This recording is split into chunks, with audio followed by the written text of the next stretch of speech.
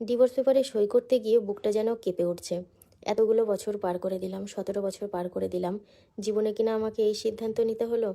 তো আমি ভাবতেও পারিনি জীবনে এমন দিন আসবে। আমার মুখটা দেখে তো সেরকমই মনে হচ্ছে। তো বন্ধুরা, দেখতে পেলে সাথী সাথীর ডিভোর্স হবে, তো এটা কিন্তু একদমই ভুল। তাদের কোনো ডিভোর্স হবে না, তারা হচ্ছে ম্যারেজ রেজিস্ট্রি করবে এতদিনে, তার জন্য কিন্তু তারা ওখানে গেছে। কিন্তু ভিউজের জন্য ওটাও বলে দিচ্ছে যে আমাদের ডিভোর্স হবে।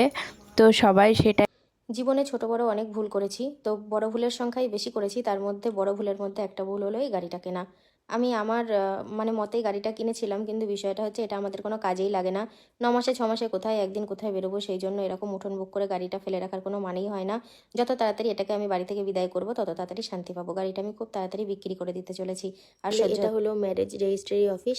আমার একটাই দাবি আমার বরের কাছে, তুমি আমাকে আইনত স্বীকৃতি দাও স্ত্রী হিসেবে।